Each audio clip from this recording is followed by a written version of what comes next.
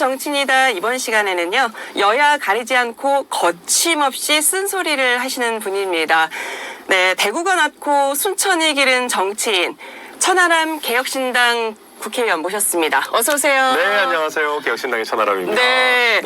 아니 강민수 국세청장 후보자 인사청문회 네. 제가 봤는데 22대 국회에 입성하시고 첫 인청 데뷔신 거죠? 그렇죠. 네. 네. 아니 보니까 막 굉장히 이렇게 지금처럼 부드럽게 질문을 하나하나 하시는데 강 후보자가 안절부절하시면서 입을 못 대시더라고요. 그래서 굉장히 막 편안하게 말씀하세요 하는데 강 후보자가 입을 움찔움찔. 그러니까 이제 네. 저희 세대는 네. 국회의원이라고도 너무 이렇게 윽박 지르고 후보자들한테 이렇게 너무 과하게 이제 세게 하는 거를 별로 안 좋아합니다. 저희도 이제 국회에서 그런 장면들을 보면서 네. 나는 저러지 말아야지라고 생각했던 세대고, 저희 이준석 의원이나 이주영 의원이 질의하는 걸 봐도 네. 막 소리 지르거나 막 그러지 않아요. 오히려 굉장히 이제 태도는 온화하게 하면서도, 이준석 의원 같은 경우는 진짜 논리로 사람을 제압하고, 네. 이주영 의원도 태도가 정말 좋으세요. 그러면서 컨텐츠가 있기 때문에 저도 저희 당의 그런 당풍이라고 해야 될까요? 그런 거와 맞춰가지고 네.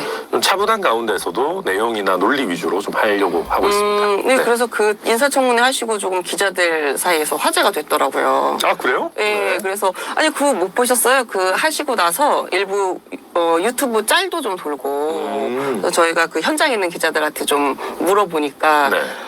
아니 이렇게 웃는 얼굴로 질문을 하는데 상대가 너무 긴장을 하고 있다. 그 얘기를 하길래 근데 이제 그게 나름의 이제 개혁신당 의원님들이 가지고 있는 22대 국회를 대하는 태도. 네, 저희는 뭐 진짜 그렇게 하려고 합니다. 네. 근데 이제 어쨌든 그 처가 기업 질의를 좀 되게 집중적으로 하시는 걸 제가 봤는데 네. 어떤 게 문제라고 집중적으로 보셨어요? 처가가 되게 돈이 많으세요. 네. 그게 이제 제가 그냥 부러워서 하는 얘기가 아니고요. 그러니까 이게 그 단순히 자산이 많은 게 아니라 아주 이제 적극적으로 기업 활동하고 있는 네. 기업 집단입니다. 연매출이 한 8천억 되고, 자산 총액도 한 5천억 되니까 중견 기업으로서 굉장히 건실한 활동을 하고 있는 그런 기업인데, 근데 문제는 이게 뭐 예를 들면 다른 부처 장관이 아니잖아요. 그러니까 국세청은 기업 활동에서 매출이 발생하고 뭐가 나올 때마다 계속해서 과세 처분과 연동이 되는 그런 관청입니다. 그렇기 때문에 지금 이 처가의 기업 활동과 국세청장의 직무가 이해상충이 되면 어떡할까? 네. 이해 충돌이 되면 어떡하냐라는 거를 저희가 열심히 봤고, 근데 아쉽게도 네. 처가 기업이 사실 조금 문제가 되고 국세청이 나가서 조사를 해야 될 만한 이슈들이 있더라고요. 저희가 보니까. 네. 근데 그런 상황에서 국세청장이 네. 본인의 처가에 대해서도 아주 공정하게, 네. 오히려 더 엄격하게 할 수 있겠느냐를 열심히 물을 수밖에 없었죠. 그래서 단순히 돈 많다고 뭐 기업한다고 부러워서 저희가 때려잡고 이런 건 아닙니다. 그렇죠. 네네. 뭐 되게 그냥 열심히 일해서 부자가 된 거 자체에 그건 좋은 대해서는 거죠. 그리고 거죠. 그럼 또 그게 또 기업 네. 활동하면서 일자리도 만들고 그럼요. 세금도 내고 얼마나 좋은 일입니까? 그렇죠. 이제 그런 것보다도 이제 국세청장 후보자의 직무와 충돌 뭐 이런 부분. 이해가 충돌이 될 수 있는 부분이 있는데 과연 공정하게 그렇죠. 그거에 대해서 공정의 잣대를 댈 수 있느냐, 그렇지 못할 부분이 좀 보이셨다. 그러니까 왜냐하면 지금 우리나라의 이제 그 제도들이 이해상충이 될 때 이해상충을 담당하는 그 부서장에게 신고를 하거나 뭐 회피를 하거나 뭐 이런 식의 제도들이 있긴 있어요. 네. 근데 그 이해상충을 담당하는 그 간부도 국세청장은 자기가 임명해요. 자기 상급자잖아요. 그쵸. 밑에다가 이야기하고 하는 게 사실 이렇게 무슨 의미가 있고, 그러다 보니까 이게 저희가 더 엄격하게 볼 수밖에 없고, 네. 제도적으로 문제 없는 방안을 좀 강구해봐라라고 하는데 제도는 잘 안 나오고, 왜냐면 본인이 거기 국세청 헤드니까 네. 제도는 잘 안 나오고 계속 저를 믿어주십시오. 제가 더 엄격하게 하겠습니다라고 하니까 그 말만 믿기는 조금 그랬던 거죠. 강민수 후보자가 본인이 이제 처가 관련 사안에 대해서 이제 업무 회피하겠다라고 얘기를 했는데 네. 이거는 후보자로서 적합하다고 보세요? 정확하게 다 회피를 한다면은 그나마 나을 텐데, 네. 솔직히 걱정은 되죠. 이거는 근데 후보자 입장에서도 어쩔 수 없는 면도 있는 거 이해하는 게 알아서 기면 어떡하지? 그러니까 그런 걱정은 됩니다, 솔직히. 근데 뭐 그것까지 또 우리가 뭐 다 어떻게 100% 맞겠습니까? 네. 많은 최소한 처가 문제에 있어가지고 회피도 하고. 네. 그리고 제가 봤을 때 더 좋은 거는 국세청이 처가에 대해서 어떤 처분을 하거나 어떤 인터랙션을 하는 거에 대해서 공개하는 게 제일 좋아요. 투명하게. 네, 관보에 공개할 수 있는 제도가 일정 부분 네. 되어 있고 그런 것들을 저희가 100% 관보에 실는 게 제도적으로 아직 미비돼 있다면 최소한 국세청 홈페이지나 네. 아니면 하다못해 국회라도 보고해달라 라고 이야기했는데 그것도 확답은 못 하시더라고요. 그래서 저희가 좀 걱정이 됐죠. 국회에는 어쨌든 비공개로 국회의원들이 그 상황을 좀 들여다보는 거니까 그렇죠. 그거는 조금 어떻게 보면 건전한 필요할 수 견제가 될 있죠. 수 있죠. 맞습니다. 네. 지금 이제 여의도에서 최대 관심인 국민의힘 전당대회 좀 얘기를 해볼게요. 그 국힘 전대가 이제 일주일도 채 남지 않았어요. 23일이니까. 네. 근데 이제 지금까지 뭐 4명의 후보죠. 한동훈, 뭐 원희룡, 나경원, 뭐 윤상현 후보 이 전대 활동 보시면서 누가 가장 좀 잘한다 이런 평가를 하실 수 있으시겠어요? 저는 그냥 둘둘로 나누면 될 것 같아요. 둘둘로. 나경원, 윤상현 두 분은 좀 잘하시는 것 같고요. 네. 한동훈, 원희룡 두 분은 좀 못하시는 것 같아요. 아 그래요? 어떤 면에서 그럴까요? 윤상현 의원은 네. 일단 기본적으로 이번 전당대회 컨셉을 알아요. 패배 이후에 쇄신이 키워드가 되는 전당대회라는 걸 네. 알고 본인이 전당대회 준비하는 과정에서부터 계속 그런 뭐 쇄신과 혁신 세미나 이런 것들을 계속 해왔어요. 그런 면에서 컨셉을 명확하게 아시고 뭐 토론회나 이런 걸 봐도 태도 면에서 워낙 또 품격이 있으신 분이기 때문에 저는 뭐 아주 높은 점수를 드리고요. 나경원 후보 같은 경우는 본인에게 기대되는 만큼을 하고 계시는 것 같아요. 사실 그 이전에 이준석 전 대표와 맞붙었던 전당대회 때는 네. 이준석 전 대표가 토론에 너무 능하니까 조금 본인 페이스를 못 찾는 면이 있으셨던 것 같은데 이제는 되게 여유 있어 보이고 네. 본인이 판을 잘 끌고 가시는 것 같고요. 잘하고 계세요. 그냥 일반적인 나경원에게 우리가 기대하는 수준으로 그 정도 잘 하고 계시는 것 같고 원희룡, 한동훈 두 분은 진짜 이런 말씀 드리기면 그렇지만 진짜 최악인 것 같아요. 최악인 것 같아요. 네, 진짜 최악인 것 같아요. 어느 분이 더 최악인 것 같으세요? 두 분 다 최악인데 굳이 따지면은 원희룡 후보님이 더 최악인 것 같아요. 아 그래요? 네. 한동훈 후보 저는 깜짝 놀란 게 네. 진짜 그 나경원 후보가 개인적으로 전화해서 부탁해서 뭐 패스트트랙 사건 네. 그 공소 취소해야 네, 되나 그 3차 토론에서 네. 공개한 거. 그런 얘기를 어떻게 할 수가 있어요. 그리고 저는 이걸 막 보면서 야 이분이 진짜 정치 초보다라고 생각했던 게 나경원 후보 지금 겉으로는 앓는 소리하고 막 한동훈 입이 리스크다 이러고 있잖아요. 이거 나경원 후보 도와주는 겁니다. 아 그래요? 네. 왜냐하면요. 네. 나경원 후보가 패스트트랙 이야기한 거 그 개인 사건 아니잖아요. 물론 본인의 형사처벌 리스크도 있지만 네. 그때 당시에 국민의힘 의원들이 어떻게 보면 단체적으로 네. 패스트트랙 사건에 휘말려 있는 거잖아요. 네, 네. 그러면 그거 지금 재판받고 있는 의원들 저도 많이 알거든요. 21대에도 많이 들어와 있어요.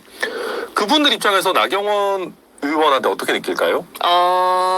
총대 메고 우리 전체를 위해서 부탁한다. 고맙다고 느낄 겁니다. 나경원 의원이 3차 토론회 때 한동훈 후보가 그걸 공개했을 때 네.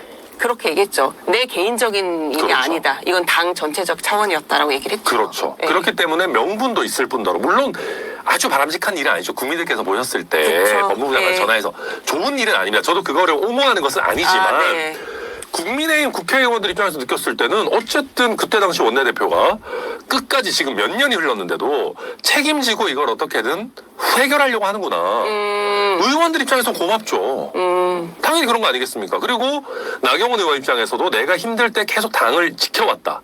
당을 위해서 이런 어려움도 겪었고 내가 빠루 들고 있고 막 이런 이미지 손상도 겪었다라는 걸 또 한 번 어필할 수 있어요. 반대로 한동훈 후보는 촐랑이 같죠. 막 얘기해야 될 거 안 해야 될 거 못 가리고 촐랑이처럼 당에다가 수류탄 던지는 자당을 거의 폭파시키려고 하는. 그래도 당을 끌고 가겠다라고 하는 대표가 되겠다는 사람이. 네. 이거는 거의 뭐 분당대회다 이런 얘기가 전혀 어색하지 않고 한동훈 후보는 저는 그냥 정치 이제 막 시작하는 그냥 검사님 같아요. 아, 그래요. 그 초짜의 느낌이 너무 난다. 너무 나요. 뭐 얘기하는 것도 일단 말이 뭐 평서문이 너무 없어요. 평서문이 없다. 계속 의문문이에요. 이거 뭐 그랬잖아요. 그리고 뭐 취조하는 것 같아요. 계속. 뭐 언제는 이렇게 얘기하셨잖아요. 그때는 안 하셨잖아요. 그러다가 갑자기 검사가 이제 그렇게 하거든요. 막 말 안 듣는 피고인 있으면 네. 말 안 듣는 이제 피의자 있으면은 이거 했잖아요. 그때 했고 왜 이때 말이 달라요? 하다가 그래도 말 안 하면 다른 거를 꺼내와요. 그때 당신 이런 잘못도 했잖아. 네. 하면서 이제 딱 반전을 노리거든요. 딱 그 토론의 기법이 별건 수사하듯이. 별건 수사하는 네. 검사의 취조 기법이에요. 저 이거 보면서 그렇게 할 수도 있죠. 본인이 그게 이제 평생 몸에 배인 거고 네. 효율적이라면 할 수도 있는데 아니 어떻게 패스트트랙 사건 그런 얘기를 할 수가 있어요?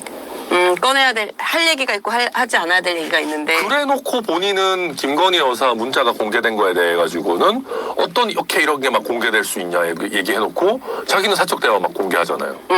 와, 저는 그래서 야 이분은 정말 그 국민의힘이라는 당을 절단낼 사람이구나. 절단낼 사람. 네, 좀 그렇게 보였어요.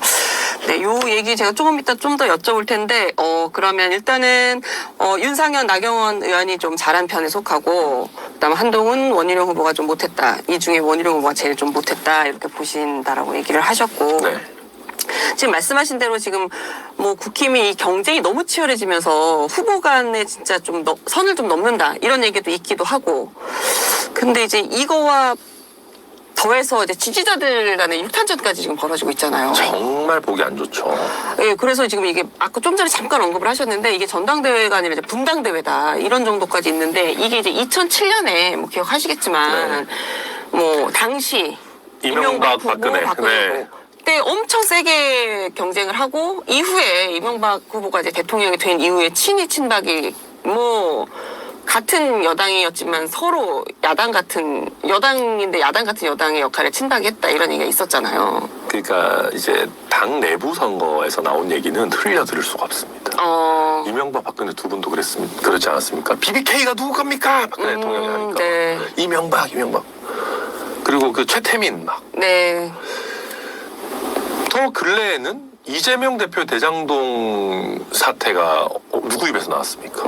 이낙연 후보 입에서 네. 나온 거 아니었습니까? 그러니까 당 내부에서 나오는 얘기는 흘려 들을 수가 없어요. 여기서 이제 댓글팀 이런 얘기 나오면서 이제 엄청나게 민감해지는 상황이고 그리고 지지자들이 몸싸움을 하는 이유는 역설적이게도 대통령 권력이 약해져서 그래요. 대통령 권력이 약해져서. 네. 만약에 대통령 권력이 아주 셌다면 네. 한동훈 후보를 바로 제압할 수 있었을 겁니다. 근데 친윤계 지지자들 그게 이제 친원계 지지자라고 할 수 있겠죠. 원희룡 후보 지지자로 약간 전이 돼서 나타나는 것인데 그분들이 보기에도 답답한 거예요. 이게 대통령하고 당대표가 이렇게 불구대천으로 싸우면 안 되는데 대통령의 의지대로 가야 되는데 그렇게 안 되니까. 그래도 계속 막 어대한이다 하니까 답답한 거예요. 본인들이 보기에는 당이 두동강 나게 생겼거든요. 네. 그러니까 이제 답답한 마음에 육탄전 벌이고 그러는 건데 결국 핵심은 이 지지층을 어쨌든 설득해야 되는 각 그 후보 진영에서 이런 부분들을 좀 설득하고 그 각 후보들이 벌이는 난타전이 일정 도를 안 넘도록 관리를 했었어야죠. 본인들부터가 서로 뭐 내일부터는 절대 눈도 안 마주치겠다. 같은 당이라고 생각 안 하겠다라고 할 정도로 싸우고 있는데 지지자들이 어떻게 안 싸우겠어요? 그걸 본 지지자들은 뭐 더 감정이 올라올 수밖에 없죠. 우리나라가 정말 이런 말 하면 안 되지만은 진짜 총기가 규제가 엄격한 나라이기 때문에 참 다행이지. 정말 제가 봤을 때 굉장히 심각합니다. 지금 이제 이렇게까지 싸우고 있고 어쨌든 지금 잠깐 말씀하셨는데 지지자들 입장 친원계 지지자들 입장에서는 어쨌든 이 흐름을 좀 바꾸고 싶은데 바꿔지지 않는 거에 대한 답답함이 있다 말씀하셨잖아요. 그게 이제 각종 여론조사를 놓고 보면은 이른바 이제 한동훈 후보가 대세를 좀 유지해가는 이 흐름을 보이고 있는데 요거에 대해서 이제 친윤계 분들이 뭐라고 말씀을 하시냐면 당원을 중심으로 한 여론조사가 아니기 때문이다. 저는 일정 부분 동감합니다. 네, 그래서 어쨌든 그 국민의힘 계실 때 저도 당대표 네, 후보 당대표 후보 해봤고. 출마를 해보셔서 그 현장을 정확하게 아실 테니까. 알죠. 예, 어떻게 보세요? 이 흐름이 조금 그 가령 한동훈 후보에 대한 지지에 대한 여론조사 추이가 좀 줄어들 수도 있다. 당원을 열어봤을 때는 전 압도적이진 않을 거라고 생각합니다. 압도적이진 않을 거다. 왜냐하면 네. 저도 예전에 보면 네. 제가 당대표 후보 뛸 때 국민의힘에서 제 여론이 굉장히 높게 나온 지표들도 꽤 있었습니다.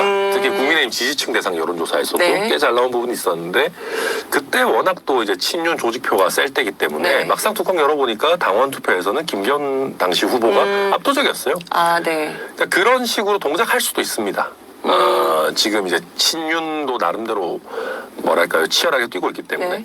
근데 이제 문제는 아까 이제 원희룡 후보의 문제점 얘기했지만 원희룡 후보가 그걸 제대로 받아 안을 만한 퍼포먼스를 못 보여주고 있는 것 같아요. 아, 되게 답답한 국면이죠. 그러니까 차라리 나경원 후보가 그 표심의 대상이었다면 저는 네. 조금 더 낫지 않았을까 하는 생각도 해요. 근데 원희룡 후보가 본인의 컬러가 너무 안 보이고 너무 그리고 퍼포먼스가 들쑥날쑥해요. 어떨 때는 굉장히 강하고 어떨 때는 또 굉장히 약간 힘을 너무 빼고 하실 때도 있고 그러니까 약간 종잡을 수가 없어요. 지금 원희룡 후보는. 그러니까 그렇게 브라이트하시고 정말 남원정의 일원으로 개혁적이셨고 그쵸. 국토부 장관으로서도 뭐 부침은 있었지만 어쨌든 하셨던 분인데 지금 봤을 때는 어떤 그런 친윤이 밑에서 조직표를 막 긁어도 네. 이게 원희룡 후보에게 잘 이렇게 안 가고 중간에 전달 사고가 나는 것 같아요. 아, 전달 사고가 나는 것 같다. 네. 당원들이 확신을 못 가지는 상황 아닌가 그렇게 보여집니다. 아니, 그러면 1차 선거가 있기 전에 네. 가령 이제 이 표를 받아 안아야 되는데 지금 못 받아 안으면 이 가야 될 표들이 지금 둥둥둥둥 떠 있다면 네. 뭔가 그 중재 세력이든 뭐가 작동을 해서 나경원 후보나와 원희룡 후보가 1차 투표 전에 연대를 좀 할 가능성도 있을까요? 그런 게 합리적인데 네. 우리가 이제 이런 방식이나 전략이 합리적입니다라는 얘기를 하면 네. 무의미합니다. 무의미하다. 국민의힘에서는 뭐 제가 어떤 이렇게 하는 게 좋을 것 같습니다. 합리적입니다라고 하는 걸 거의 못 봤습니다. 근래. 아, 그런 합리성을 쫓아가는 보통 행태가 이러면 안 될 것 같은데요라고 하면 보통 그렇게 갑니다. 막 이상한 사적인 문자가 공개되고 막 서로 네. 막 말도 안 되는 걸로 싸우고 이렇게 가기 때문에 그런 합리적인 중재나 전략 수립이나 이런 거를 할 수 있는 인물이 과연 누굴지 모르겠습니다. 있는지도 모르겠고 네. 그런 상황에서 특히 결선이라는 제도까지 있기 때문에 그런 거 안 하려고 할 겁니다. 못 할 겁니다. 아마 합리적으로 생각하면 해야죠. 네. 그렇게 해서 지금 너무 한동훈 후보에게 스포트라이트 가 있는 거를 두 분이 작은 컨벤션 원나 단일화 해서 네. 작은 컨벤션이라도 일으키고 해야 되는 게 합리적인 사고인데 뭐 될 리가 없어 보입니다. 느낌이. 아니, 저는 3차 TV 토론 보면서 약간 느꼈던 게 나경원 후보랑 윤상현 후보가 서로 네. 서로 당대표가 돼야 할 분이라면서 이렇게 아니, 덕담을 주고받으시더라고요. 그 두 분은 서로 맞감정이 없죠. 네, 그래서 이렇게 되면은 이분들 사이의 연대도 근데 그거는 그렇게 큰 의미는 네. 없을 것 같아요. 그렇죠. 네. 그렇긴 한데 그럼 결선 투표까지 안 가고 그냥 끝날 가능성에 대해서는 저는 원래 이 정도 페이스고 한동훈 후보가 지금 말도 안 되는 행태를 보이고 있고 네. 또 국민의힘 당원들은 특히 일반 여론조사와 다르게 대통령과 당대표가 이렇게 죽어라 싸우는 거에 대해서 걱정이 있을 겁니다. 그렇죠. 그래서 일반적으로 생각하면 네. 결선에 가야 되거든요. 근데 거듭 말씀드리지만 원희룡 후보가 그걸 잘 받아 먹지 못하고 계시는 것 같아요. 그래서 저도 잘 모르겠어요, 솔직히. 제가 그리고 뭐 이제는 그 남의 당이 돼가지고 그렇게 열심히 또 보는지도 모르겠고 제가 뭐 어떻게 알겠습니까? 네. 근데 영남권 국민의힘 의원들한테 얘기 들어보면 네. 표심이 확실히 원희룡 후보 쪽으로 이동했는지 모르겠지만 네. 한동훈 후보에 대한 우려가 당원들 사이에 올라오고 있다는 얘기는 합니다. 그걸 어떻게 공략하느냐가 만약에 나경원 후보가 그걸 잘 공략해낸다면은 그 표가 또 재밌는 상황이 나올 수도 있겠죠. 결선 저는 갈 수도 있다고 생각합니다. 예. 아주 쉬운 어대안은 아닐 것이다. 저는 아주 그렇게 쉬운 봅니다. 어대안은 아닐 것이다. 네. 아까 그 후보들끼리 싸울 때 이제 그 지지자들이 그렇게 싸우는 건 어쨌든 후보들이 조금 어느 정도 선까지 가야 후보들 관리도 좀 하고 그래야 된다라고 약간 말씀을 하셨는데 그 3차 TV 토론에서 나경원 후보가 뭐라고 그랬냐면 한동훈 후보한테 소위 말해 이제 한동훈 후보의 지지 세력들 팬덤들에 대해서 좀 관리를 해야 되지 않냐. 너무 도가 지나치다 이렇게 좀 지적을 했어요. 그러면서 한 후보 팬덤 그 이제 이거와 같은 맥락으로 그 한 후보가 아닌 다른 후보들 이제 지지자들은 한 후보 팬들을 이제 한 딸이라고 얘기들을 좀 하시더라고요. 이재명 대표의 개딸 비슷하게. 예, 개혁의 딸 비슷하게 해서 한동훈의 이제 저기에서 한 딸 이렇게도 부른다고 네. 얘기를 하더라고요. 근데 보시기에도 국민의힘에서의 이 팬덤이 그 정도의 조금 이렇게 극성 팬덤으로 나타나는 양상으로 많이 변했다고 보세요? 아니 저는 정치는 유권자 탓은 가능하면 하지 않아야 된다고 생각합니다. 팬 정치에 대해서 열정을 가지시고 네. 적극적으로 의사개진 해주시는 국민들을 우리가 뭐 폄하해서는 안 되는 것이죠. 오히려 중요한 것은 그분들을 어떻게 리드하느냐일 겁니다. 네. 그렇잖아요. 우리가 이재명 대표와 개딸을 보면서도 이재명 대표가 적극적으로 개딸의 어떤 막 문자 테러나 아니면 막 이런 과한 행동들을 적극적으로 제지하는 메시지를 내지 않잖아요. 네. 거기에 대해서 우리가 비판하는 겁니다. 물론 그분들도 막 어디 사무실 찾아가서 뭐 테러하고 이런 건 당연히 비판받아야 되고 법적으로 책임을 져야 되겠지만 그게 아니라 거기 위법에까지 가지 않는 열성 지지를 뭐라 그러겠습니까? 한동훈 후보에 대해서도 마찬가지입니다. 한동훈 후보가 열성 지지층 갖고 있는 것도 뭐 본인의 역량인 거죠. 근데 결국 그 팬덤을 어떻게 잘 자제시키고 그래도 그 에너지를 좀 좋은 방향으로 가도록 최선의 노력을 하느냐. 근데 지금 봤을 때는 그런 노력들이 그렇게 충분해 보이지 않아요. 더 적극적으로 메시지 내야죠. 어떤 식으로 더 적극적인 메시지를 낼 수 있을까요? 결국 계속 그런 메시지를 발산해야 되는 겁니다. 이게 어쨌든 스스로도 이게 당내 선거고 이게 우리가 죽자고 싸우는 게 아니라 총선 패배 이후에 어떻게 하면 그래도 쇄신을 해볼까, 함께 힘을 합쳐볼까에 대한 것이고 타 후보들에 대한 공격하지 말아달라. 그런 걸 더 적극적으로 이야기해야죠. 우리가 함께 가야 한다. 그렇죠. 근데 그런 메시지 사실 별로 없잖아요. 네. 그리고 한동훈 후보 토론하고 뭐 메시지 내고 하는 거 뭐 되게 공격적이잖아요. 그럼 팬덤들도 그 느끼는 거죠. 한동훈 후보는 저 후보를 좀 표현이 그렇지만 약간 진짜 막 공격하고 싶어 하는구나. 후보의 그 워딩이 팬들에게는 메시지로 이어지고 그리고 그걸로 팬덤이 그걸 세게 움직일 때 즉각적으로 자제를 요구하는 메시지가 나오지도 않고 이러면 팬덤이 막 관리가 굉장히 어려워지는 거 아닌가 생각합니다. 이게 지금 전대에 있으면서 이제 한번 이렇게 출렁했던 게 김건희 여사 문자 공개되면서잖아요.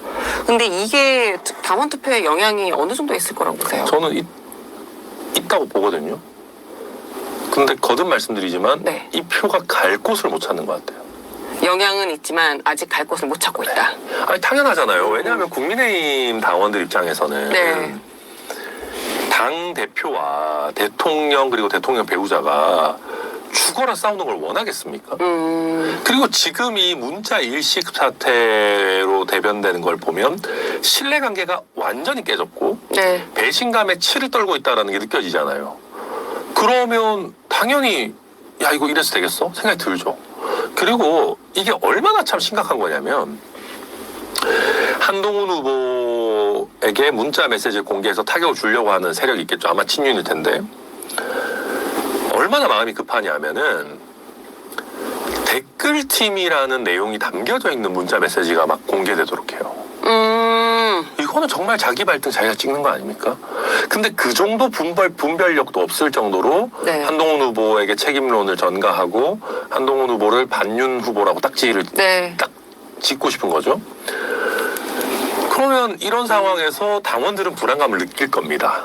그렇죠.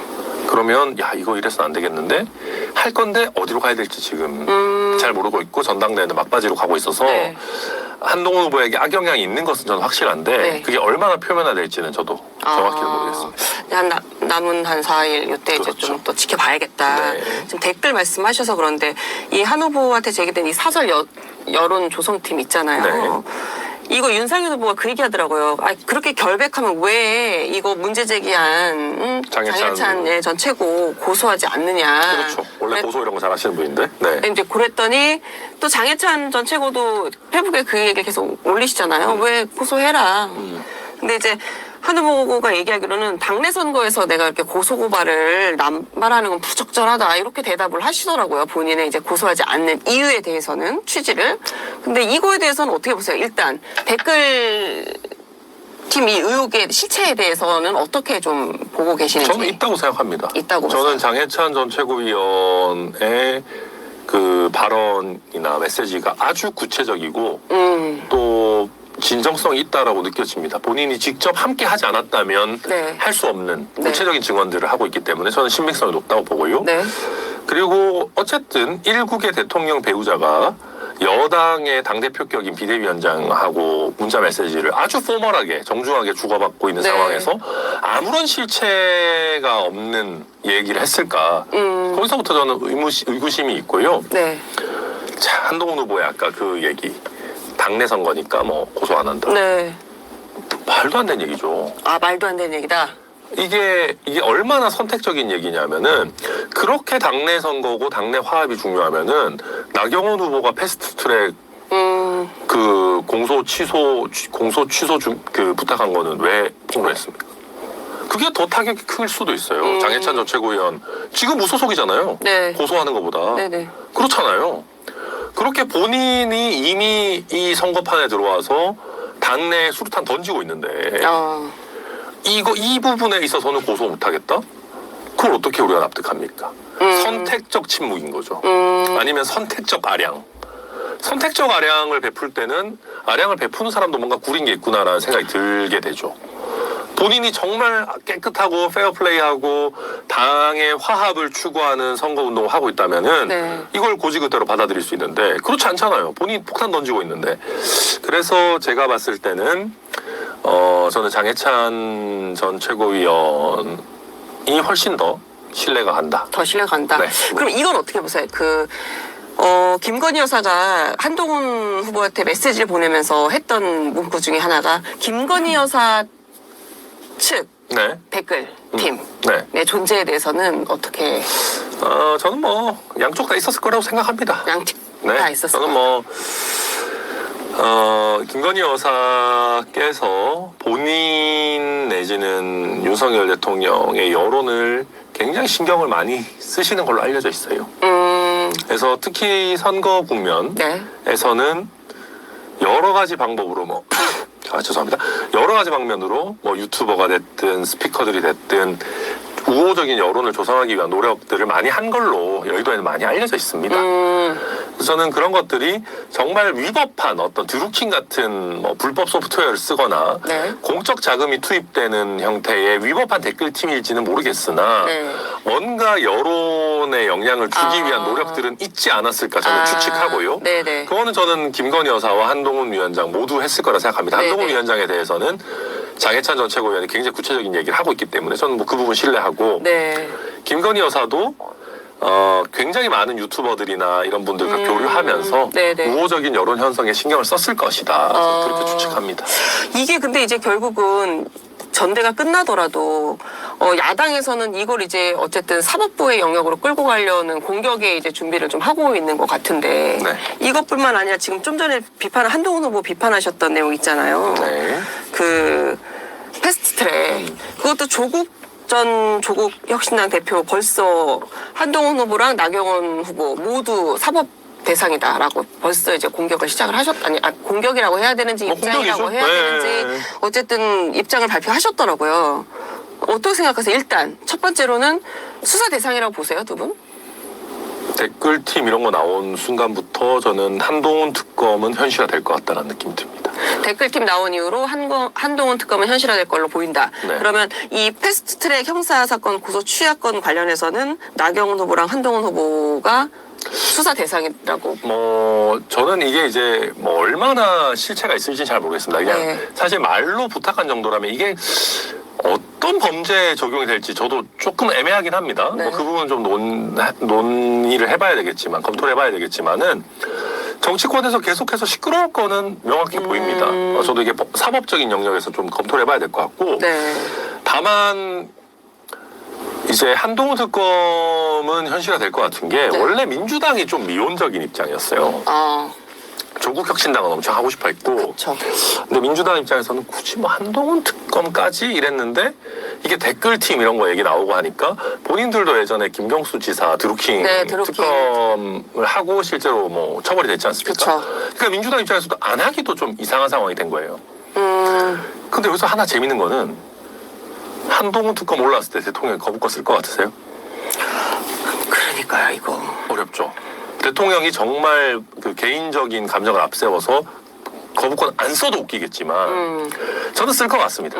아무리 그래도 왜냐하면 다른 특검들과의 네. 그 어쨌든 뭐 형평이나 균형을 맞춰야 될 거고 이것만 안 쓰면 너무 속 보이니까 거부권 쓸 것 같아요. 저는 재의결 때 국민의힘 의원 8명 이탈 없을까요? 저는 100% 한동훈 특검 찬성 누르는 국민의힘 의원 8명 이상일 거라고 생각합니다. 네. 지금 제가 생각나는 사람들만 해도 그냥 제가 이름을 말해도 부담 없는 사람들 네. 이철규 의원님, 네. 조정훈 의원님 등등등 친윤들 지금 한동훈 후보라고 하면 이를 갈고 있는 사람들 찬성표 누르죠. 왜 안 눌러요? 부담 없이 누른다. 부담 없이 누르죠. 그분들은 찬성 찍어놓고 시작할 거예요 아마. 무기명이고 또 재의결돼서 그쵸. 제2요구에 와서 돌아오면 무기명이니까. 무기명이면 저는 그래서 아주 재밌게도 네. 국민의힘에서 이탈표가 나와서 단기간에 개시되는 특검이 오히려 한동훈 특검일 수도 있다. 그렇게 되면은 친윤들 입장에서 어떤 생각을 할 거냐면요. 이게 그리고 이건 제가 너무 정치의 상상력 영역인지 모르겠지만 네네. 단순히 기분 나빠서 찬성 짓는 게 아니고요. 만약에 한동훈 후보가 당대표 되면 네. 특검 핑계로 끌어낼 수도 있잖아요. 그러니까 그런 시나리오가 또 국회에서 좀 얘기가 나오고 있더라고요. 그렇죠. 왜냐하면 친윤들 입장에서는 일반 수사기관의 수사도 아니고 네. 특검에 맨날 시달리는 사람이 어떻게 당대표직을 수행할 수 있느냐 네. 해서 내려와야 된다. 사법 리스크가 있는 그렇죠. 당대표가 네, 우리가 그렇게 이재명 대표 욕했었는데 그러니까 윤석열 후보가 벌써 토론에서 그 말씀들을 계속 하시더라고요. 그러니까요. 그러면 친윤들 입장에서는 제2요구 왔을 때 찬성 찍어버리고 특검 출범했는데 어떻게 당대표하냐. 네. 내려가라. 네. 라는 시나리오가 저 현실화될 수 있다. 그렇게 봅니다. 그 얘기가 지금 어쨌든 전대 자체에서 한동훈 후보를 표심으로 이기기는 조금 어려울 수 있으니 그렇죠. 특검으로 그렇게 할 수 있다는 얘기가 있는데 그게 상당히 실현 가능성이 높다라고 보신다는. 네, 저는 그죠? 굉장히 가능성이 높다 생각합니다. 네. 그러면 지금 한 며칠 안 남았는데 이 전대 마지막 남은 변수가 뭐 좀 더 있을까요? 어쨌든 정치의 생물이라 저희가 예측 못하는 뭐가 있을 수도 왜냐하면은 있지만 한동훈 후보가 나경원 후보와의 사적 대화를 공개할 거라고 상상도 못했기 때문에 계속해서 네. 서로 이제 네. 당내에 수류탄을 던지고 있기 때문에 네네. 변수는 얼마든지 또 나올 수 있지 않을까. 왜냐하면 나경원 후보 쪽에서도 이러면 가만히 있을 수 없거든요. 그러니까 3차 토론 있고 나서 이게 이제 토론 형식의 차이 때문에 그런 건지는 모르겠지만 4차 토론에서는 두 분이 엄청 세게 붙으시더라고요. 그리고 여기서 한 가지 재밌게 네. 관전해야 될 거는 원희룡 후보입니다. 그래요? 어떤 걸 저는 저희가 다음 알까요? 폭로는 원희룡 후보 쪽에서 나올 수도 있지 않을까. 원희룡 후보 왜냐하면 쪽에서. 원희룡 후보 입장에서 가장 안 좋은 거는요. 네. 한동훈 나경원 구도로 싸우는 거예요.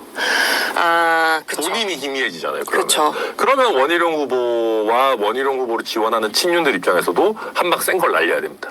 그렇게 해서 포커스를 다시 한동훈 원희룡 관계로 가져와야 되기 그쵸. 때문에. 선거는 구도 싸움이 되고 그렇죠. 구도에서 밀려버리면. 그렇죠. 3등 후보처럼 되면 안 되거든요. 그렇죠. 그래서 저는 원희룡 후보 쪽에서도 뭔가 센 폭탄이 하나 터지지 않을까 그렇게 남은 기간 추측합니다. 동안 네. 충분히 가능성이 좀 있을 수도 있겠네요. 네. 그 다음으로 이제 국회 현안 중에 해병대 특검법이랑 이제 탄핵 청원 청문회 두 가지 정도가 지금 좀 핫한 것 같은데 네. 먼저 해병대 특검 잠깐 얘기를 좀 해볼게요. 이 현실적으로 국힘에서 전당대회 이후에 이제 이거 재표결 이뤄질 가능성이 큰데 일단 이거는 네. 이탈표가 좀 어느 정도 있을 거라고 보세요? 저희가 희망과 전망을 분리해야 되는데 네. 희망은 당연히 이탈표가 많이 나와서 통과되길 바라지만 네. 지금 국민의힘에서 지금 현재 민주당 안은 못 받겠다고 대부분 선언하고 있습니다. 그리고 심지어는 최상병 특검에 원론적으로 찬성하는 김재섭 의원이나 조경태 네. 의원 같은 분들도 현재 민주당 안은 못 받겠다라고 하고 있거든요.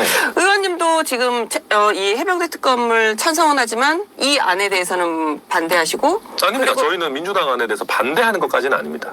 중재안을 내셨잖아요. 네, 그래서 저희는 네. 이번 민주당 안에 대해서도 찬성 표결을 했고요. 네. 다만 지금의 민주당 안 제가 봐도 아주 잘 만들어져 있다고 생각하지 않습니다. 네. 근데 그럼에도 불구하고 저희는 특검을 하는 게 중요하다고 생각하기 네, 때문에 네. 찬성을 한 것이고 네. 근데 계속 쳇바퀴 돌잖아요, 솔직히. 통과시키고 거부권 행사하고. 그러니까 앞으로 한 발 더 나아가지 못하니까 내가 그렇죠. 중재안을 그럼요. 더 나아가기 위한 중재안이다. 맞습니다. 왜냐하면 제가 이 중재안 만들 때 네. 국민의힘 의원, 그다음에 국민의힘 의원들, 뭐 민주당 의원들하고 상의하면서 네. 그나마 양당에서 그래도 이 정도면 받을 수 있지 않을까를 네. 나름대로 고심해서 만든 아니고요. 네. 그러다 보니까 김재섭 의원 같은 분도 대놓고 천하람 안 정도는 받을 만하다. 네. 그리고 민주당에서도 뭐 정성호 의원 같은 친명계 좌장이시죠. 그런 분들 중심으로 네네. 뭐 한동훈 아니든 천하람 아니든 제3자 추천으로 해서 특검 하는 게 중요하지. 예. 그런 얘기들 하시고 계시거든요. 네. 그래서 저희가 이런 중재안을 통해서 한 발자국씩 더 갈 수 있고 김재섭 의원 대놓고 그런 얘기 하더라고요. 제3자 추천의 중재안이면 국민의힘에서도 5명 이상은 찬성한다. 5명 이상은 찬성한다. 8명이 필요하니까 아직 네. 완벽하게 된 것은 아니지만 사실 한동훈 후보가 본인이 이야기했던 뭐 최상병 특검에 대한 얘기가 진정한 거라면 네. 얼마든지 통과시킬 수 있죠. 근데 그걸 안 하고 있는 거죠. 지금 부담스러우니까. 아니 근데 지금 최근 또 민주당의 흐름을 놓고 보면 이게 어쨌든 국힘에서 이탈표가 말씀하신 대로 만약에 없다면 이제 요 민주당 안으로만 간 걸로 없다면 통과가 안 될 거고 그럼 다시 폐기가 될 거고 네. 그러면 이제 민주당이 이제 우리가 예측하기로는 뭐 가령 의원님 내시는 중재안이라든가 아니면 한동훈 후보가 낸 이제 제3자 발의하는 뭐 이걸로 갈 거라고 예측을 했었는데 요게 지금 약간 3차 발의를 하면서 여기에다가 좀 더 강도를 높여서 국정농단 요걸 좀 더 실어서 가려는 분위기도 보이는 것 같더라고요. 그러니까 저는 그런 부분들이 네. 그러니까 너무 자꾸 판을 키우기만 해서 될 일이 아니다. 아니 그렇지 않아요? 원 취지가 있는데 원 그대로 취지가 가서 있는데. 가야 되는데 왜 자꾸 덧대냐. 그러니까요. 그러면 국민의힘 의원들의 참여를 이끌어내기가 더 어려워지죠. 그러니까 이게 더불어민주당에서도 너무 욕심만 낼 게 아니고요. 네. 자, 제가 요새 그래서 조국혁신당 아주 높게 평가합니다. 그래요. 조국혁신당이 사실 어찌 보면 매운맛 민주당이라고 볼 수도 있는데 매운맛 민주당. 보기에 따라서. 네. 근데 그분들도 어쨌든 특검법의 처리가 필요하다라고 봐가지고 본인들 추천권 내려놓겠다고 했잖아요. 네. 그렇잖아요. 근데 민주당은 본인들 추천권 다 가지겠다. 심지어는 특검의 범위 점점 더 키우겠다. 아니 그렇게 하면은 또 그냥 한 바퀴 도는 거죠. 무슨 의미가 있어요, 그게. 그냥 이제 대통령이 거부권 쓴다고 공격하는 것밖에 안 남는 거죠. 네. 정쟁이다 그냥. 그럼요. 이 특검을 정쟁으로만 활용하는 거다. 이 일이 되도록 해야 될 거 아니에요. 그래서 저는 그런 면에서 어쨌든 국민의힘에서 한 8분 가량의 동참은 이끌어내 나갈 수 있는 방향으로 네. 가야 된다. 그런 것이고 그런 시도는커녕 요새는 또 그냥 상설특검 활용해서 하면 된다 해서 네. 또 윽박 지르고 있거든요. 그러니까 2개 카드를 갖고 있는 것 같아요. 그러니까. 예. 근데 상설특검도 이게 약간 민주당이 이야기하는 것처럼 추천권을 무조건 본인들이 가져가는 걸로 상설특검 관한 규칙을 바꾸겠다. 이게 말이 안 되는 얘기잖아요. 말이 됩니까? 그럼 그냥 야당이 원할 때마다 언제든지 쓸 수 있는 수사기관이 하나 창설되는 건데 말이 안 되잖아요. 여당의 추천권을 어떻게 네. 일반론적으로 다 뺏어버릴 수가 있어요. 상설특검을 구성하는데. 네. 그래서 저는 이런 부분도 네. 저는 민주당의 블러핑이기를 바라고요. 이거를 실제로 하는 거는 저는 참 이해하기 어려운 일일 것이다 생각합니다. 네. 요 상설특검까지는 뭐 아직 엄청 많이 이제 논의가 전개된 건 아니죠. 된 것 같진 않은데 여전히 어쨌든 말씀하신 대로 2가지 카드로 놓고 보면 이제 3차 발의하는 경우랑 상설특검인데 이 3차 발의가 말씀하신 대로 이제 한동훈 후보가 얘기한 뭐 어쨌든 대법원장 추천으로 가느냐 아니면 뭐 또 의원님이 말씀하신 네, 뭐 대한변협으로. 네. 가느냐 아니면 뭐 민주당의 이 안이 계속 간다면 사실 또 조금 통과가 또 말씀하신 대로 쳇바퀴돌대로 돌 수도 있으니까 네. 여기서 또 뭔가 좀 변형이 있느냐 뭐 요 정도인데 지금 민주당은 여기에 이제 국정농단을 또 덮게 되겠다고 하는 거니까 그거는 뭐 사실은 이제 그렇게 하는 거는 그냥 네. 안 하겠다는 얘기죠. 안 하겠다는 얘기다. 네. 좀 좋지 않다. 네. 그 여기에 근데 이제 조국혁신당이 이 얘기했더라고요. 해병대원 특검법 통과 안 되면 윤석열 특검법 발의하겠다. 해야 된다. 뭐 그런 거는 약간 정치적으로는 하나만한 얘기인 거죠. 좀 더 강경한 그냥 구호 정도로만 왜냐하면 저는 이런 것들이 네. 오히려 국민의힘이 지금 분당대회를 하고 있어서 국민의힘이 더 결집할 거다라는 얘기가 다소 공허해 보이지만 네. 어쨌든 최상병 특검법이 필요하다라고 생각하는 국민의힘 내 소수의 소신파들이 네. 더 설 자리가 없어지죠. 아, 이게 결국은 대통령과 정권을 공격하기 위한 도구고 이거 썼다가 안 되면 더 센 거 쓸 거야. 이거는 최상병의 억울한 죽음의 진상을 규명하는 것이 아니고 그냥 진짜 그냥 정권 압박용이구나. 이렇게 느끼면 국민의힘 내에 있는 소신파들도 설 자리가 없어져요.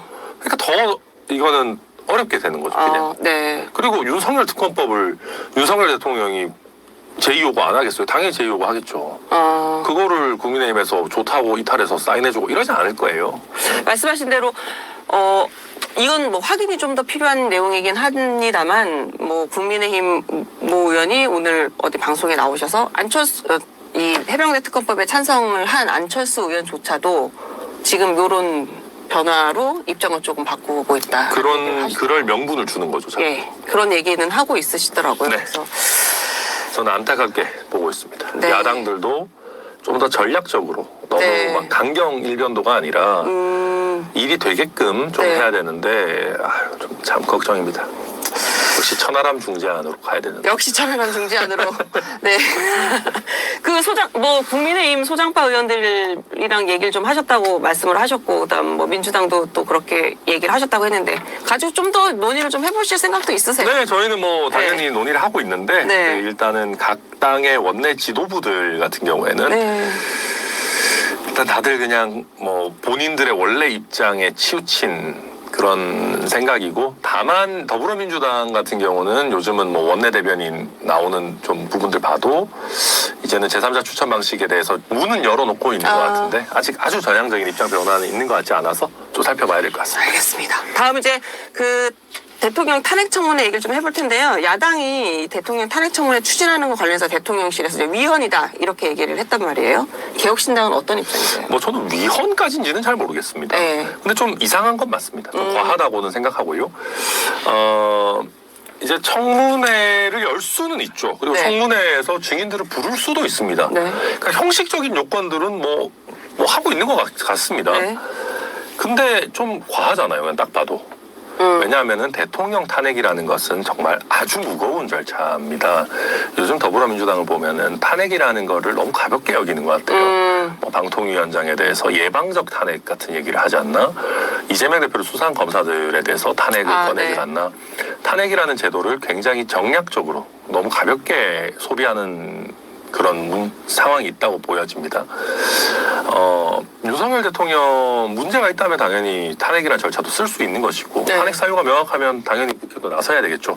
그러나 대통령 탄핵이라고 하는 굉장히 무겁고 엄중한 절차를 국민청원에 대한 청문회라는 방식으로 다소 캐주얼하게 접근해서 그런 상대적으로 가벼운 절차에서 5만 대통령실의 주요 참모들 심지어는 대통령의 가족들을 불러내는 것은 저는 그렇게 적절하다고 생각하지 않습니다.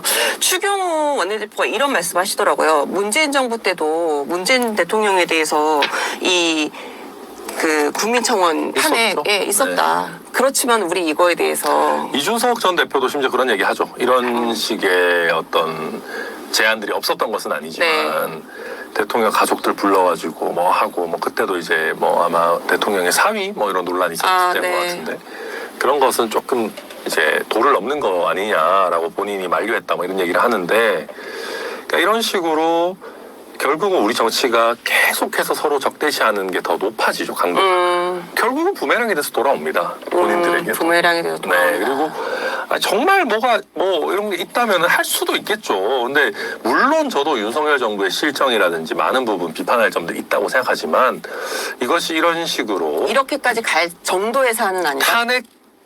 탄핵 청원에 대한 어떤 청문회라는 방식으로 풀어내는 것은 너무 우리 어떤 탄핵이라고 하는 절차의 무거움을 못 느끼고 있는 건 아닌가 생각합니다. 네.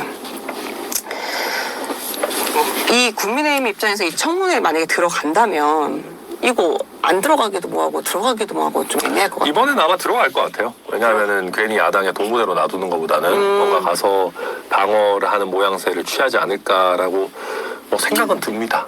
그래도 어쨌든 국민들 향해서 뭔가를 좀 그렇죠. 알리고 해야지. 그렇지 않으면 네. 이 국민의힘이 들어가지 않으면서 가령 법사위 같은 경우에 이제 민주당 야당이 이제 사실상의 동무대가 되면서 이제 국민들한테 보여줬던 이제 22대 초기 모습이 좀 있잖아요. 네.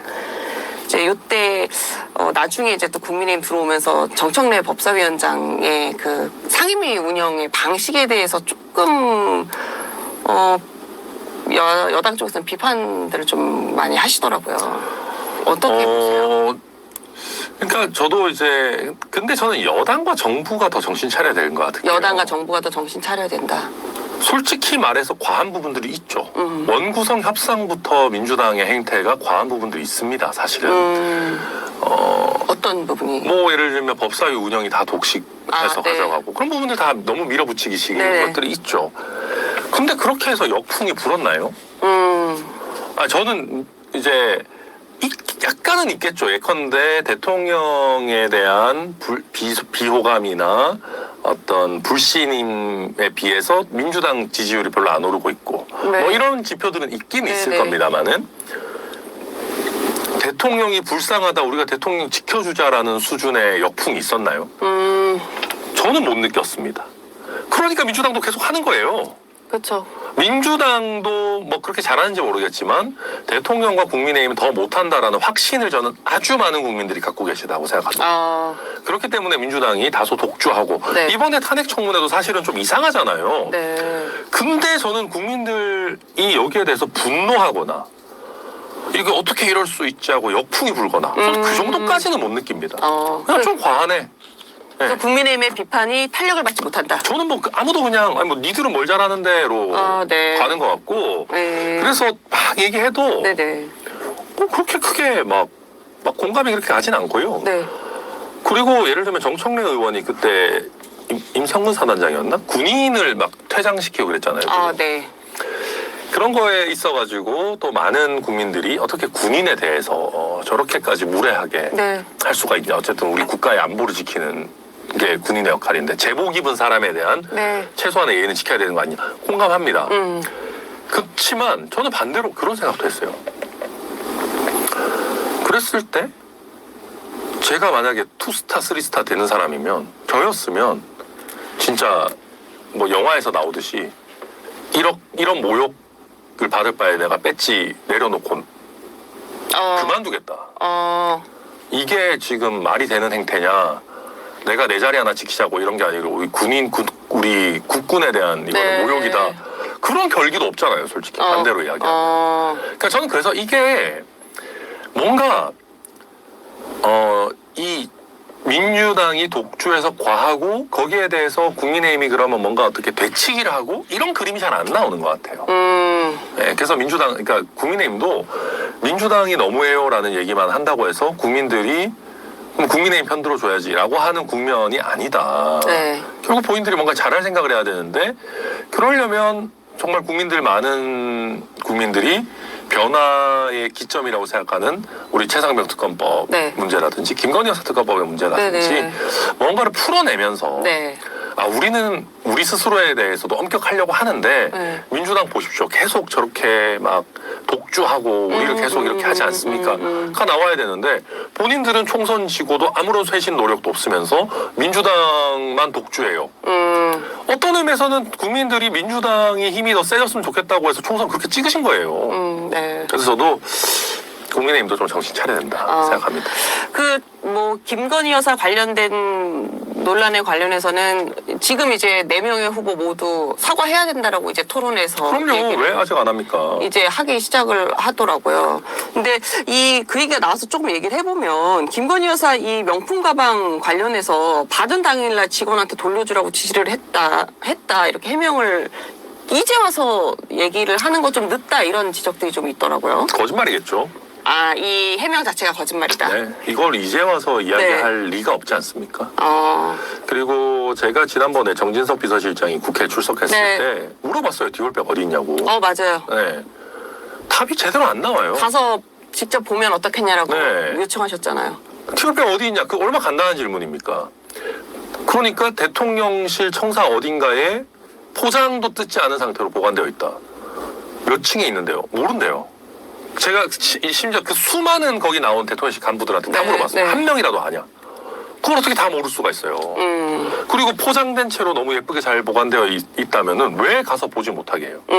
제가 만약에 대통령 비서실장이면 아유 의원님 지금 당장 저랑 손잡고 가서 봅시다. 저희는 숨길 거 아무것도 없습니다. 네. 가서 의원님 가셔서 동영상 하나 찍어서 오시죠. 근데 왜 그러면은 그때 이제 정진석 비서실장이 이거는 조금 논의가 필요하다 뭐 이런 취지로 얘기를 하시는데 왜 그러셨다고 보세요? 전 이해가 안 되는 거죠. 그러니까 무슨 얘기냐면 결국 그렇게 되면 언제 대통령실의 관리하에 들어왔고 네. 어떻게 관리되고 뭐 어떻게 관리 번호가 부여되고 이런 것들에 대해서도 더 구체적인 질문이 나올 수 있을 거예요. 근데 저는 거기에서 굉장히 탐탁치 않은 측면들이 굉장히 깔끔하지 않은 부분들이 있을 것이다. 지금도 보세요. 직원이 영부인이 그걸 하라 그랬는데 깜빡했다. 네, 깜빡 잊어버려서 그러니까 바로 돌려주는 거는 예의가 아닐 수 있으니 좀 지나서 돌려주라고 해서 깜빡했다. 말이 안 되는 소리잖아요. 그러면 이런 것들을 둘러싸고 저는 네. 혼선들이 있었을 것이고 네. 어디와 어디 혼선이라고 보시는 거예요? 그 영부인 개인과 대통령실 사이의 혼선도 있을 수 있고 네. 심지어는 저는 음모론적으로 가고 싶지 않고 어쨌든 네. 그래서 저는 대통령실에서도 뭔가 계속해서 숨기려고 하는 것이 있는 것 아닌가 그런 저는 걱정이 됩니다. 아, 그래요? 네. 저는 이건 어떻게 보세요? 그 포장도 뜯지 않은 채로 뒀다. 그리고 조금 지나 다시 설명이 왔는데 포장은 뜯었다가 다시 포장을 그대로 해서 제대로 뒀다. 그럴 수도 있겠죠. 여러 가지 가능성이 있을 텐데 근데 어차피 지금으로서는 그러니까 이런 우리가 의구심을 갖는 것 자체가 대통령실 입장에서 되게 안 좋은 거잖아요. 그러면은 그럴 때는 차라리 완전한 공개를 해야죠. 네, 뭔가 초기에 깔끔하게 정리를 그럼요. 미안하다고 하고 설명을 딱딱딱 하고 공개를 하고 했으면 그렇죠. 이런 의혹이 없었을 텐데 그게 좀 그렇지 않다. 네, 그리고 이제 와가지고 네. 안 꺼내던 해명을 꺼내는 거는 오히려 의구심을 5배 더 증폭시키죠. 네. 정말 뭔가 있구나 그런 생각이 들죠. 이게 이제 대통령실 기록물이라고 얘기를 했었잖아요. 네. 근데 이제 지금에 와서 아직 보면은 기록물인데 기록물로 아직 수사 중이라서 네. 뭘 하지를 못했니 지금 약간 배치된다라는. 저도 무슨 얘기인지 잘 모르겠어요. 네. 그래서 저는 정말 너무 아주 간단한 사건인데 네. 왜 이렇게 정리가 안 되는지 이해가 안 됩니다. 굳이 의혹이 키워지지 않아도 될 사안일 수도 있는데 좀 키워지고 있다 이렇게 보신다는 그렇습니다. 거죠. 개혁신당 얘기를 좀 해볼게요. 네. 개혁신당 당명 교체에 이제 좀 새로운 화두로 떠올랐는데. 네, 저희가 이제 당명을 좀 정리하고 넘어가는 상황이고, 네. 지금의 당명 그대로 쓰자라는 당원들의 의견이 더 크면 그대로 갑니다. 네. 그래서 아직까지 교체 여부는 확정되진 않았다. 네, 저는 네. 그렇게 봅니다. 그러면은 최종적으로는 언제쯤? 아마 24일 그때쯤 24일. 당원 투표를 하니까 네. 7월 중에 정리되지 않을까 싶습니다. 네. 근데 이제 총선 전에는 이준석 대표 그리고 전하람 원내대표 네. 어쨌든 이 마우스 화력이 더 지금보다 컸던 것 같아요. 그래요? 예. 네. 저희가 더 애쓰겠습니다. 근데 이제 제가 말씀드리려고 하는 거는 두 분의 컨텐츠라든가 어쨌든 영향력이 약해졌다라는 취지는 아니고 이 국회 원내에 있느냐 원내 이제 그 그 원내에 있는 정당이냐 그렇지 않은 정당이냐의 한계가 좀 분명히 있을 것 같다라는 취지를 좀 말씀드리려는 거예요. 그래서 들어가 보시니까 어떠세요? 저희는 다행히 원내 정당이 됐죠. 네, 원내 그래서 정당이 됐는데 이제 저희는 뭐 교섭단체. 너무 감사하고. 네. 그런데 이제 저희한테 그런 얘기들 하신 분들이 있어요. 막 의석이 적어서 뭐 힘들지 않아요. 막 저는 웃으면서 그럽니다. 국민의힘은 뭐 할 수 있어요? 지금 원내에서 더불어민주당을 제외한 정당 중에 뭘 할 수 있는 정당이 있어요? 더불어민주당을 제외한 정당 중에. 그러니까 사실 힘든 건 다 매한가지고요. 교섭단체인 국민의힘의 추경호 원내대표도 원구성 협상에 있어서 아무런 성과도 내지 못했습니다. 그런 면에서 뭐 더불어민주당이 아닌 정당은 다 힘듭니다. 저도 네. 그런 면에서 저희가 의석수가 적다고 징징거릴 생각 전혀 없고 네. 국민들께서 저희에게 주신 의석이 그겁니다. 대신에 이제 저희가 그걸 가지고 얼마나 많은 활약을 하느냐에 달려 있다고 생각하고, 근데 저는 그렇게 보거든요. 그러니까 더불어민주당에 170명의 의원이 있고 네. 국민의힘에 108명의 의원이 있죠. 네. 그 중에 독립된 헌법기관으로서 자기 생각으로 움직이는 사람이 170명 중에 몇 명이 될까요? 국민의힘의 108명 중에 몇 명이나 될까요? 꼭 최상병 특검법 이런 거에 찬성하냐 반대하냐 문제 아닙니다. 그냥 정말로 자기 색깔 내고 자기가 자기의 정치적 운명을 결정하는, 네. 전 그리 많지 않다고 생각합니다. 그리고 당론에 예속되는 현상이라는 거는 날이 갈수록 더 강해지고 있고, 네. 저희 개혁신당은 비록 숫자는 많지 않지만 한 명 한 명이 자유의 몸입니다. 그리고 저희는 오늘 제 방송도 그렇지만 여당도 야당, 뭐 국민의힘도 더불어민주당도 잘한 건 잘했다, 네. 잘못한 건 잘못했다 할 수 있고, 저희 머리에는 뭐 줄이 있어서 누가 당기거나 이런 거 없습니다. 네. 그래서 저희는 숫자에 비해서 그래도 여론 형성에 있어가지고 훨씬 더 그래도 선명한 그런 모습들을 보여드릴 수 있을 거라고 생각하고, 그렇다라고 한다면은 숫자가 물론 대의민주주의에서 중요하지만 네.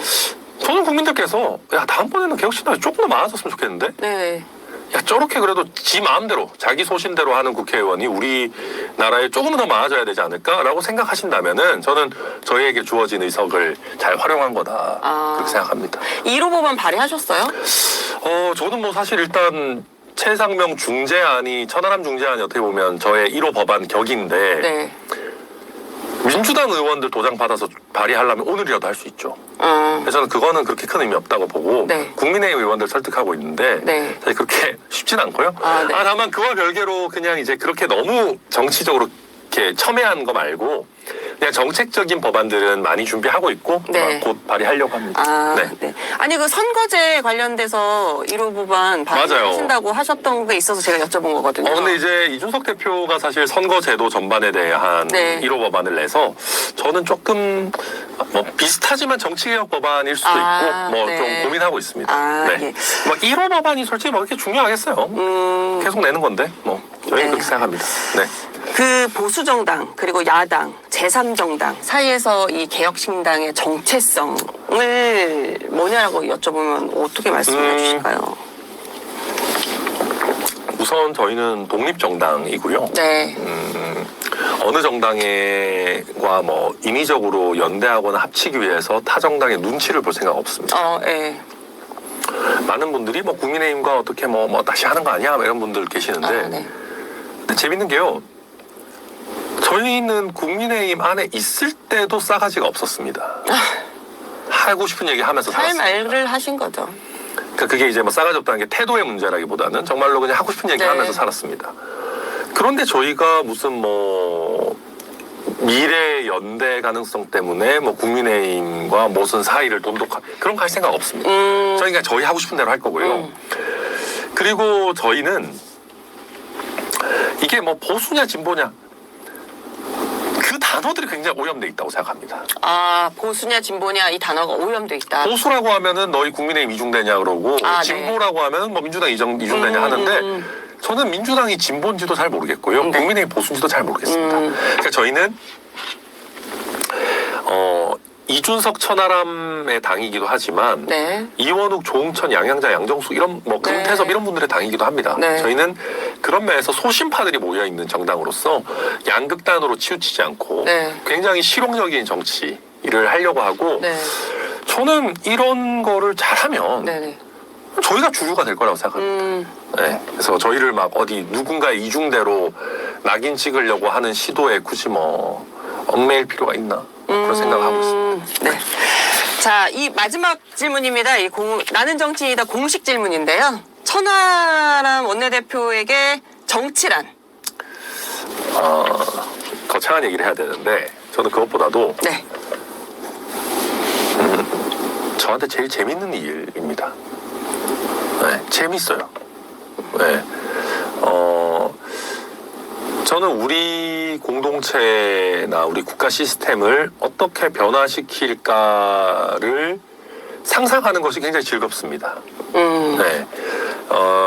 그런 면에서 저에게 주어진 아주 좋은 영역이라고 생각을 하고 그리고 감사하게도 제가 정치를 즐거워하고 재밌어하는 거에 더해서 그렇게까지 못하는 것 같지도 않습니다. 덕업일치의 삶을 살 수 있지 않을까 하는 아주 감사한 마음을 가지고 있고 그런 과정을 통해서 저는 우리 정치에 있어가지고 그러니까 좀 천하람의 정치라는 거는 좀 흐뭇했으면 좋겠습니다. 그냥 보면서 좀 유쾌하고 흐뭇하고 덜 짜증나고 그런 정치를 사실은 저는 좀 하고 싶고 우리 공동체 구성원들이 그래 맞아 천하람이 하자는 대로 하면 문제 없을 것 같은데 라고 하는 그런 약간 흐뭇하고 유쾌한 결과를 이끌어낸다면은 저는 그게 제가 발휘할 수 있는 우리 사회에 대한 좋은 영향력이 아닐까. 그래서 저의 궁극적인 꿈은 오늘 저는 처음에 대구에서 태어나서 순천에서 키운 정치인이고 너무 좋아하는데 저는 그래서 약간 저를 매개로 해서 좀 많은 분들이 오히려 좀 화합됐으면 좋겠다는 생각을 합니다. 너무 네. 거대한 꿈일 수도 있겠지만은 예를 들면 저는 영남에서도 천하람이는 대구 출신 정치인이지 그러시고 호남에서도 무슨 소리냐 천하람이 순천 출신이지 네. 라고 서로 가지려고 교집합이 있는 네, 서로 가지려고 싸우는 그런 정치인이 되고 싶고 그런 면에서 조금 자꾸 중재하고 타협하자 이런 얘기 하는 것도 네. 저는 그런 식으로 가르기보다는 약간 이렇게 좀 뭔가의 공통점을 좀 찾아내는 그런 정치를 좀 하고 싶습니다. 네. 아니, 그렇게 따지면 이제 존재 자체가 지금 상징성이 교집합이 있는 통합. 아직은 뭐 그런 건 아니고 그냥 뭐 이제 노력하는 과정이죠. 네. 네. 지금 이제 천하람 의원님 얘기 말씀하시는 정치를 들어보니까 정치가 재밌다고 하시는 천하람 의원님 덕분에 이제 국민의 삶도 좀 재밌어지면 좋겠다라는 좀 기대가 생기는 것 같습니다. 오늘 말씀 잘 들었고요. 지금까지 천하람 개혁신당 원내대표였습니다. 감사합니다. 고맙습니다.